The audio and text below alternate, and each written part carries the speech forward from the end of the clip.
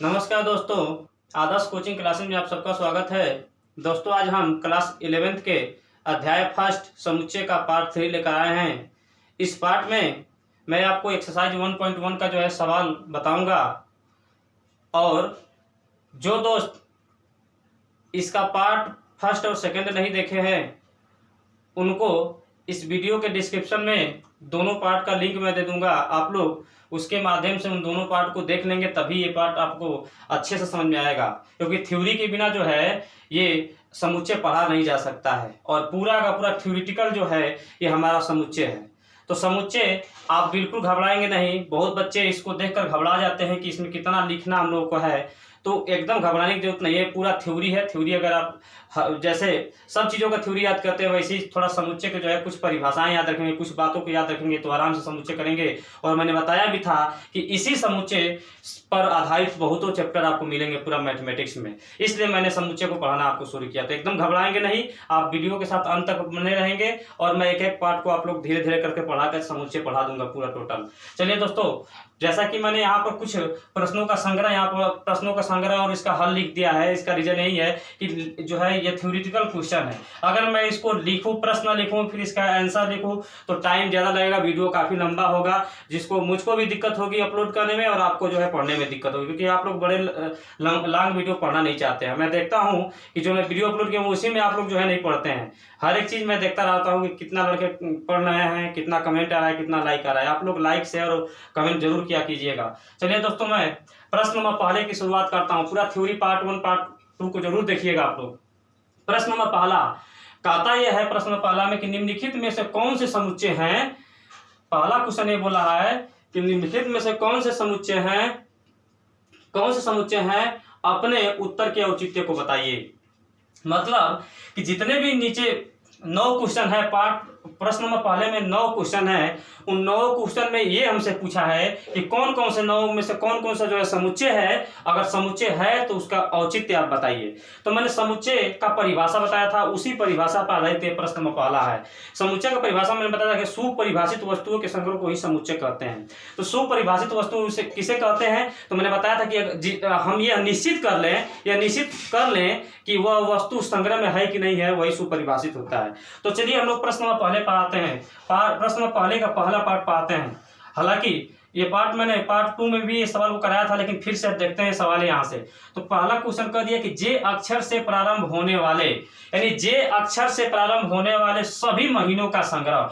आप लोग बताएंगे, जनरल जो है जानकारी ये है कि महीना कितना होता है, 12 होता है, और 12 महीने का भी नाम आप लोग जानते होंगे। तो जे अक्षर से शुरू होने वाला महीना कौन सा है, जनवरी है, जून है, जुलाई है। बताइए तीनों महीना 12 महीने में आता है कि नहीं आता है। यानी 12 महीने का हम कामा करके 12 महीना का नाम लिखें तो तीनों महीना उस 12 महीने में आएगा कि नहीं आएगा, जरूर आएगा। इसलिए ये परिभाषित चीज है कि नहीं है, निश्चित हम है कि नहीं है, कि उस संग्रह में है कि नहीं है तीनों महीना। उस संग्रह में तीनों महीना है, इसलिए जो है जे से शुरू होने वाले सभी जो है महीनों का जो है संग्रह जो होता है एक समुच्चय कहा जाएगा। तो आंसर कैसे लिखेंगे, तो कहेंगे किसी वर्ष के जे से प्रारंभ होने वाले महीने जनवरी, जून और जुलाई हैं, जो वर्ष के महीनों के संग्रह में उपस्थित है कि नहीं है। वर्ष के जो महीना 12 है उसमें उपस्थित है कि नहीं है, वर्ष के महीनों के संग्रह में उपस्थित है। अतः जे अक्षर से प्रारंभ होने वाले सभी महीनों का संग्रह जो है क्या होगा, एक समुच्चय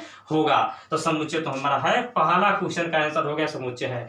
दूसरा क्वेश्चन देख लेंगे दोस्त। कहा है कि भारत के 10 सबसे अधिक प्रतिभाशाली लेखकों का संग्रह बताइए। आप लोग एक बात सोचेंगे, क्या आप लोग जनरल नॉलेज आपके दिमाग में है कि मैं 10 भारत के जो है प्रतिभाशाली जो है लेखकों का जो है हम नाम लिख सकते हैं? ये संभव नहीं है। लेखक तो बहुत है, सब तो प्रतिभाशाली हो सकते हैं या प्रतिभाशाली नहीं भी हो सकते हैं। इसका मतलब ये है कि हमको यह निश्चित करना कठिन हो जा रहा है कि जो है कौन से 10 लेखक हैं जो संग्रह में आएंगे। तो ये निश्चित नहीं हो पा रही है, इसलिए यह समुच्चय नहीं होगा।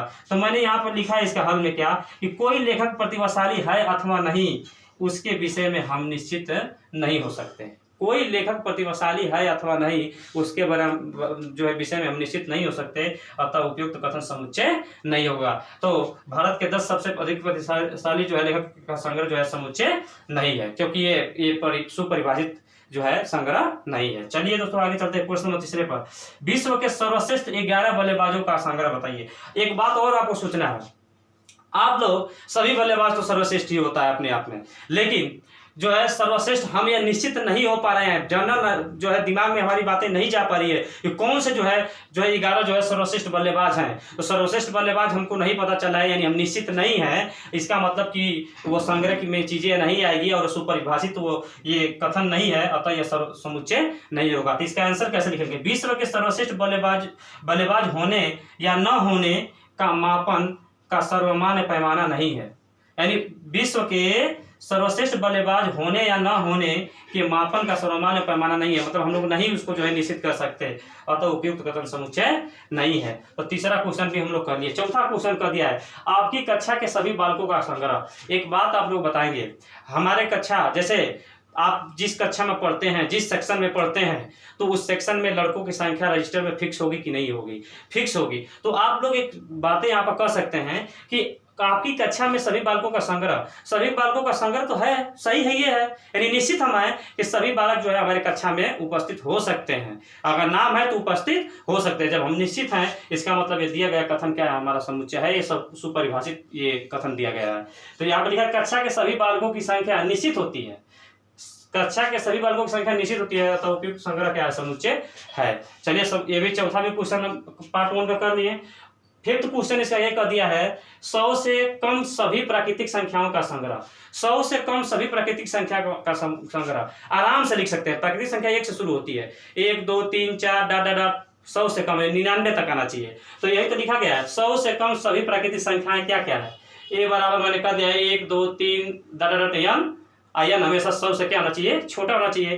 का संग्रह निश्चित है, मतलब कि 99 तक हम लोग लिख सकते हैं आराम से। हम निश्चित हैं कि 100 से कम सभी प्राकृतिक संख्याओं में ये हमारा जो है 99 तक आएगा, 1 से 99 तक उस संग्रह में आ जाएगा। इसका मतलब हम निश्चित हो गए। जब हम निश्चित हो गए तो इसका मतलब कि हमारा दिया गया कथन क्या है? समुच्चय है। तो क्या मैंने बताया कि 100 से कम सभी प्राकृतिक संख्याएं 1 2 3 डॉट एन जो है 100 से छोटा है का संग्रह निश्चित है, तो उपयुक्त संग्रह जो है समुच्चय है। अगला है छठवां कि लेखक प्रेमचंद द्वारा लिखित उपन्यासों का संग्रह। कितना अच्छा क्वेश्चन है। आप लोग निश्चित नहीं हो सकते हैं क्या? जो है प्रेमचंद का उपन्यास अनंत तो है नहीं, अनंत तो है नहीं, कुछ फिक्स होगा। उपन्यासों का जो है संग्रह, जो जितना आप उपन्यास लिखेंगे उसका उस संग्रह में उपस्थित होगा कि नहीं होगा? जब उस संग्रह में उपस्थित होगा, इसका मतलब ये कथन दिया गया क्या हमारा है? ये सुपरिभाषित कथन है, इसका मतलब यह समुच्चय है। यानी हम कह सकते हैं कि लेखक प्रेमचंद द्वारा लिखित उपन्यासों की संख्या निश्चित है, अतः जो है संग्रह समुच्चय है। अगला क्वेश्चन 7वां बोल दिया कि सभी सम पूर्णांकों का संग्रह। सभी सम पूर्णांकों का संग्रह, सम पूर्णांकों का संग्रह, सम संख्या होनी चाहिए। तो सम पूर्णांक का संग्रह 2 4 6 8, ये सम पूर्णांक के डॉट डॉट डॉट डॉट अनंत तक जाइए। सम जो है सम पूर्णांक है कि नहीं है? सम पूर्णांक तो अनंत है। जब सम पूर्णांक अनंत है तो आपके दिमाग में एक बात ये जाएगी कि सर इसको हम लोग अपरिभाषित सुपरिभाषित ये वस्तु नहीं है, लेकिन है, क्योंकि हर एक अगले वाले वाक्य में 2 जुड़ा है। तो 2 जोड़ता तो हम लोग लिख तो सकते हैं कहीं तक सम पूर्णांक। इसका मतलब जो भी सम पूर्णांक हम लिखेंगे सब के सब इस संग्रह में आएगा कि नहीं आएगा? क्योंकि सभी सम पूर्णांक का है, सब के सब उस संग्रह में आएगा। इसका मतलब ये जो है हमारा सुपरिभाषित वस्तु है, तो ये हमारा समुच्चय होगा। तो लिखा गया कि 2 4 6 डॉट सम पूर्णांक का संग्रह अपरिमित है, किंतु इसके अवयवों का गुण निश्चित है। मतलब 2 जुड़ रहा है तो गुण निश्चित हो गया, अतः संग्रह क्या है? हमारा समुच्चय है। दोस्तों आप लोग इस बात से मत घबराइएगा कि सर बहुत तेजी से बता रहे हैं। सर तेजी से अगर बता रहे हैं तो आप जो है उसको पीछे जो है वीडियो को एक बार करके जरूर समझिएगा। दिमाग थोड़ा सा आपको लगाना है, ये थ्योरेटिकल जो है आपका जो है चैप्टर है, तो इससे घबराएंगे नहीं, अंत तक वीडियो के साथ बने रहेंगे। अब हम लोग चलते हैं इसी प्रश्न नंबर पहले का जो है क्वेश्चन नंबर अगले की ओर। क्वेश्चन नंबर 7 हो गया। 8वें क्वेश्चन की तरफ हम लोग बढ़ते हैं। 8वां क्वेश्चन हम लोग से क्या कर दिया है? 8वां क्वेश्चन बोला ये है, देखिए दोस्तों अगर मैं उसको लिखता तो दिक्कत होती। अब जो है हमारा जो है इससे ये समस्याएं खत्म हो गई। कह दिया कि इस अध्याय में आने वाले प्रश्नों का संग्रह, इस अध्याय में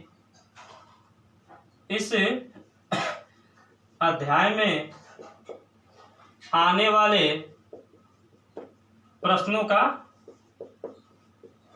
संग्रह, इस अध्याय में आने वाले प्रश्नों का संग्रह, इस अध्याय में आने वाले प्रश्नों का क्या है दोस्त? संग्रह है। तो यानी हम लोग अध्याय का जब हम अवलोकन करते हैं, अवलोकन करने के बाद अध्याय में जो प्रश्न दिया होगा, अध्याय मतलब कि जैसे हम अध्याय पढ़ लिए तो उसका जब हम अवलोकन कर लिए, इसके बाद जो भी प्रश्न दिया होगा तो हम निश्चित हो जाएंगे कि नहीं हो जाएंगे कि ये प्रश्न इसी अध्याय में का है।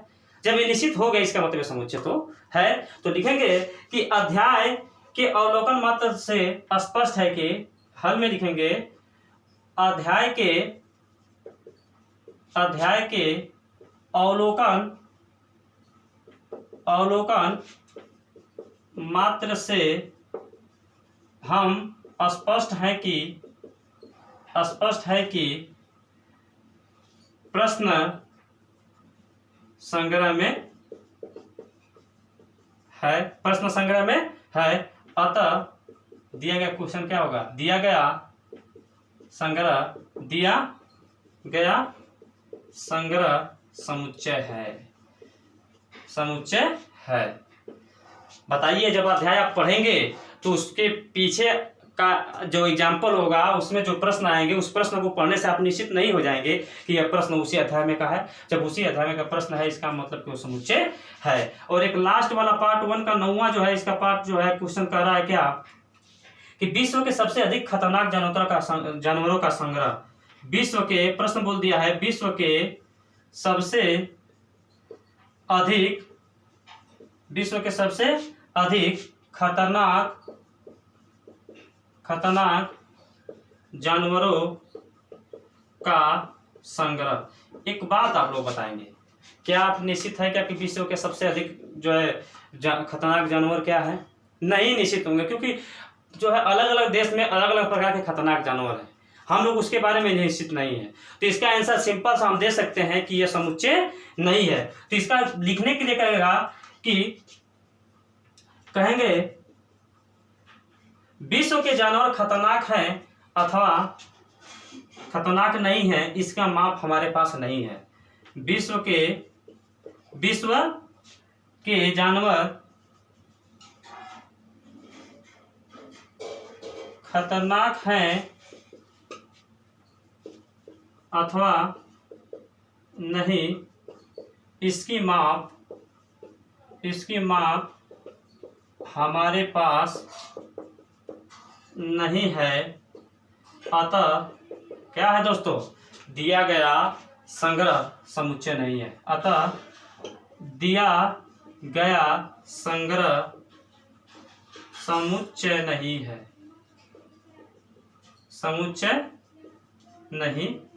तो दोस्तों जैसा कि मैंने आपसे बताया था पार्ट 2 वाले वीडियो में कि मैं हर एक सवालों को आपके सामने रखूंगा, आप लोग एक बार उसको जरूर देखते जाइएगा। तो मैंने प्रश्न नंबर पहले के 9 पार्ट थे, 9 पार्ट को मैंने करा दिया। आप लोग इन 9 पार्टों को जो है ध्यानपूर्वक अपने बुक में जो है अपने नोटबुक में जो है नोट कर लेंगे। और पार्ट 2 में ही मैंने प्रश्न नंबर 2 करा दिया था, आप लोग पार्ट 2 को जरूर देखेंगे। जो है अपसाइलन वाला सवाल था, अपसाइलन का मतलब होता है अवयव है, तो प्रश्न नंबर 2 को मैंने पार्ट 2 में कराया था। अब हम चलते हैं प्रश्न नंबर 3 की ओर। प्रश्न नंबर 2 मैंने करा दिया है दोस्तों, ध्यानपूर्वक आप लोग पार्ट 2 को देख लेंगे।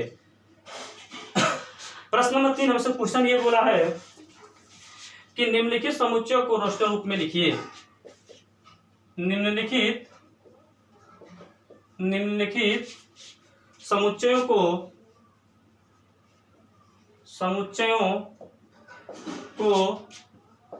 रोस्टर रूप में लिखिए। दोस्त घबराएंगे नहीं, एक एक सवाल हम कराएंगे। पहला इसमें का क्वेश्चन कर दिया, सबका आंसर लिखने का क्वेश्चन देते जाना है। पहला क्वेश्चन इसमें कर दिया है कि ए समुच्चय को हमेशा कैपिटल ऐसा लिखा जाता है, रोस्टर रूप में लिखना है। रोस्टर रूप का मतलब मझोले कोष्ठक में होता है, कामा लगा कर लिखा जाता है, मैंने बताया था पार्ट फर्स्ट में। तो यक्स सच दस यक्स एक पूर्णांक है, एक पूर्णांक संख्या क्या होती है जो माइनस अनंत से शुरू होता है 0 को होते हुए प्लस अनंत तक जाता है। तो a बराबर यक्स सच दस एक्स एक पूर्णांक है और एक बांध दिया है इसका -3 से। यक्स जो है -3 से बड़ा है और 7 से छोटा है। ये यक्स जो है -3 से बड़ा है और 7 से क्या है, छोटा है। इसको किस रूप में लिखना है, रोस्टर रूप में। तो इसका हल में लिखेंगे रोस्टर रूप, डैश मार देंगे। तो रोस्टर रूप में ये समुच्चय ए था, ये तो पता वही करेगा। यक्स की जो रोस्टर रूप में हमेशा मोजले क्वेश्चन लिखते हैं, रोस्टर रूप को हमेशा किस में लिखते हैं, मोजले क्वेश्चन में। ये किस फॉर्म में है, सेट बिल्डर फॉर्म में है, समुच्चय निर्माण विधि में। इसको रोस्टर रूप में लिखना है। तो समुच्चय निर्माण विधि को जो है रोस्टर रूप में हमको लिखना है। इसका कंडीशन कि यक्स प्लस यक्स एक पूर्णांक है और जो है यक्स जो है -3 से बड़ा है। तो यक्स -3 से बड़ा, तो -3 से बड़ा क्या होगा, -2 -1 -2 -1। और साथ ही साथ दोस्तों -1 के बाद यहाँ पर 0 भी हो सकता है, 1 हो सकता है, 2 हो सकता है, 3 हो सकता है, 4 हो सकता है, 5 हो सकता है, 6 हो सकता है, लेकिन 7 नहीं हो सकता, क्योंकि 7 से क्या है हमारा, वो यक्स छोटा है। तो ये हमारा जो है पहले का आंसर निकल गया। बातें आपको समझ में आ गई। ये सेट बिल्डर फॉर्म में था, समुच्चय निर्माण विधि में था, इसको मैंने जो है रोस्टर फॉर्म में लिखा। तो यक्स की वैल्यू हमेशा -3 से बड़ा होना चाहिए। तो -3 से बड़ा -2 है, -1 है, 0 है और 7 से छोटा होना चाहिए। तो 1 2 3 4 5 6, 7 से छोटा है। तो ये हमारा आंसर निकल गया। प्रश्न नंबर दूसरा ऐसे कर दिया है, क्या दूसरा इसका पार्ट कर दिया है कि b = यक्स सच डैश यक्स संख्या 6 से कम एक प्राकृत संख्या है। 6 से कम एक प्राकृत संख्या है। 6 से कम एक प्राकृत संख्या, ये तो सेट बिल्डर फॉर्म है। इसको हम लोग रोस्टर रूप में लिखेंगे। तो रोस्टर रूप इसका क्या बनेगा दोस्तों, आप लोग देखेंगे। तो रोस्टर रूप b = आप बताइए 6 से कम प्राकृत संख्या है। प्राकृत संख्या कहाँ से शुरू होती है, मैंने बताया था पार्ट 2 वाले वीडियो में। प्राकृत संख्या हमेशा 1 से शुरू होती है, लेकिन हमेशा जो है 6 से कम होना चाहिए। किससे कम होना चाहिए, 6 से कम। तो 6 से कम का मतलब क्या हुआ, 5 हो सकता है, 4 हो सकता है, 3 हो सकता है, 2 हो सकता है, 1 होता है, 0 नहीं, क्योंकि 0 प्राकृतिक संख्या के अंतर्गत नहीं आती है। तो इसका रोस्टर रूप 1 2 3 4 और ये 5, ये हमारा क्या हो गया, आंसर हो गया। दोस्तों आप लोग को वीडियो अगर अच्छा लगे तो जो है इसको लाइक कमेंट और शेयर जरूर कीजिएगा। कमेंट के जरिए हमको जरूर बताइए कि समझ में आ रहा है कि नहीं आ रहा है। अगला क्वेश्चन कर दिया है c = यक्स सच डैश यक्स c = यक्स सच डैश यक्स दो अंकों की ऐसी प्राकृत संख्या है जिसके अंकों का योगफल 8 है। जिसके अंकों का योगफल 8 है। तो इसका आंसर हम लोग कैसे देंगे,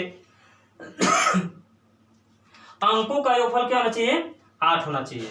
तो आप एक बात बताइए, 2 अंकों वाली संख्या जिसके अंकों का योगफल जो है 8 हमको हमेशा होना चाहिए। चलिए 2 अंकों वाली संख्या हमको लिखना है, 2 अंकों की संख्या होनी चाहिए, यानी इकाई दहाई, और उनका अंकों का योगफल कितना होना चाहिए, 8 होना चाहिए।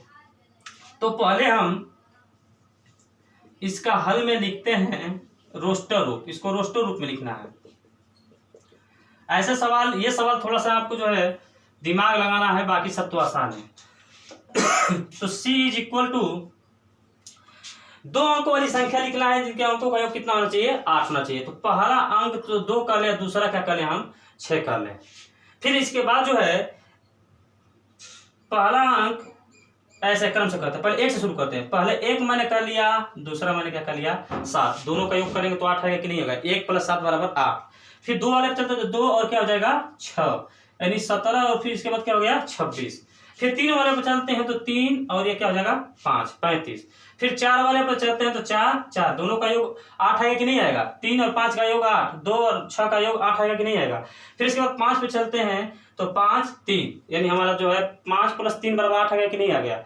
फिर इसके बाद जो है 6 पर चलते, 6 और 2, 6 और क्या हो गया हमारा, 2। फिर इसके बाद 7 पर चलते हैं तो 7 और 1, तो 7 और 1 तो हम लोग कर सकते हैं 7 और 1।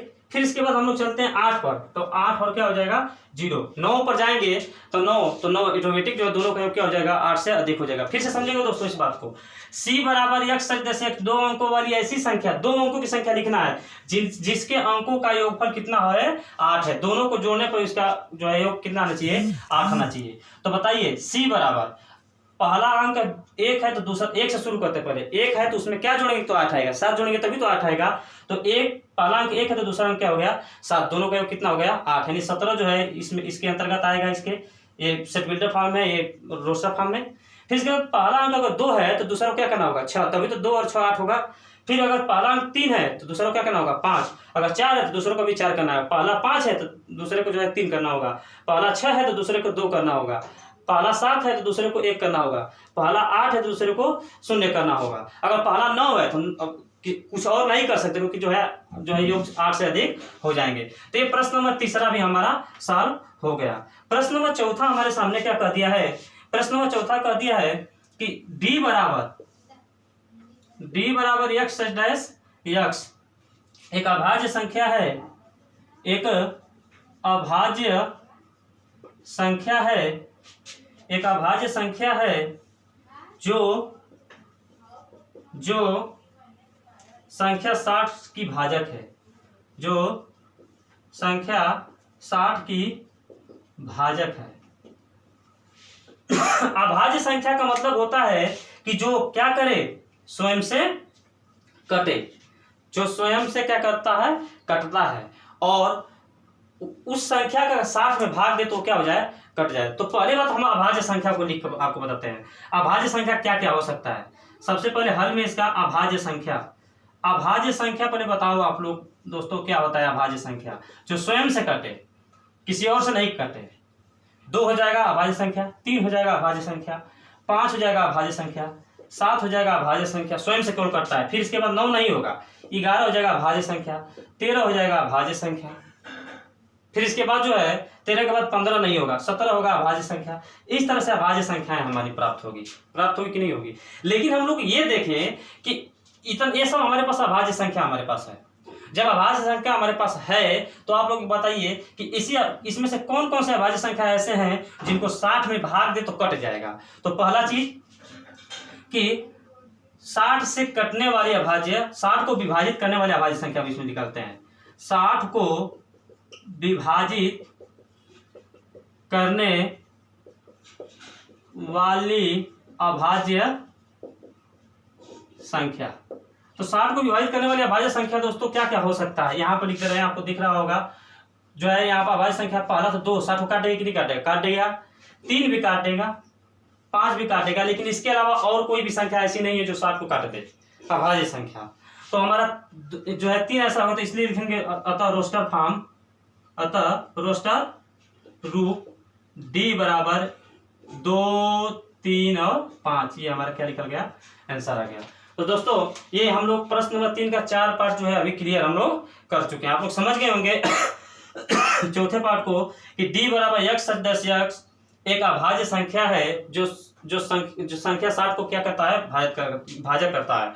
तो अभाज्य संख्या आप लोग जानते हैं कि स्वयं से काटता है, तो अभाज्य संख्या को मैंने लिख दिया पहले इतना, ये सब अभाज्य संख्या है। इसमें मैंने देखा कि कौन कौन को 60 को काट देता है, तो केवल यही तीनों 60 को काटेंगे और कोई 60 को नहीं काट पाएगा। तो इसलिए मैंने 60 को विभाजित करने वाली अभाज्य संख्या 2, 3, 5 है। अतः जो है रोस्टर रूप क्या हो जाएगा समुच्चय का रोस्टर रूप, समुच्चय का रोस्टर रूप, समुच्चय का रोस्टर रूप हमारा ये निकल गया, हमारा क्या हो गया आंसर हो गया। दोस्तों इसके बाद जो है हम इस पार्ट को खत्म कर देते हैं, ताकि वीडियो जो है देख रहे हैं लॉन्ग हो रहा है तो आप लोग घबरा जाएंगे। मैं फिर अगले पार्ट में अगले प्रश्नों को लेकर आऊंगा, 2 प्रश्नों को खत्म कर दूंगा एक्सरसाइज, आप लोग घबराएंगे नहीं।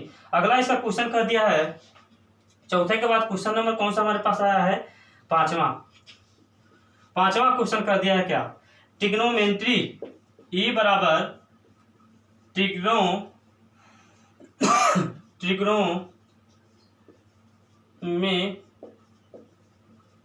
सही है,